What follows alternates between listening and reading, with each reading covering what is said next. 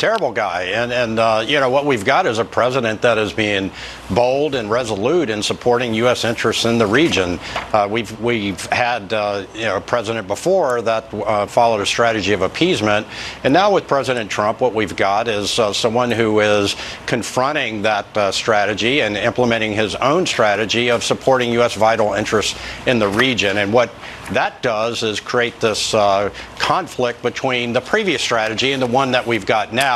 And so since last spring, April timeframe, we have been slowly increasing the troop presence for intelligence and logistics and some combat armed soldiers, sailors, airmen, and Marines in this region, because we had the intelligence that Iran had a drive to hegemony in the region. And so we have to ask ourselves, what was Soleimani doing in Baghdad? Right. Yeah. Well, my sources are telling me, and very well-placed sources, that we know he was there to further plan and execute attacks against Americans. And so all this outcry about us attacking an individual, no, he was a terrorist. He's a designated terrorist leading a designated terrorist organization, and he's fair game after attacking U.S. property and people in the Baghdad U.S. embassy in Baghdad. So this is a president that is very strong and resolute in executing a very clear strategy of protecting U.S. interests in the region. You mentioned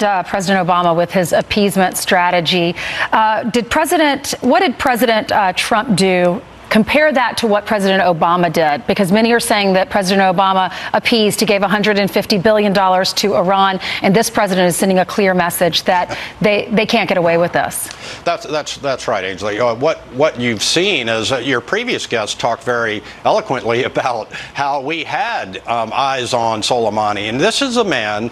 I remind your viewing audience that supplied the explosive form penetrators, the worst kind of explosive device that killed hundreds of our soldiers, sailors, airmen, and Marines in Iraq. And he has led Hezbollah and led other militant organizations around the region to attack U.S. and Israeli and Saudi Arabian vital interests. And he's a terrible man. On the other hand, Obama was not attacking him, was concerned about you know, his Iran deal, and he gave away the farm and appeased the Iranian leadership to be able to have some kind of you know, fake legacy. And thank God that President Trump had the clear vision to overturn that nuclear deal, right, and come in and protect Americans and put Americans first. So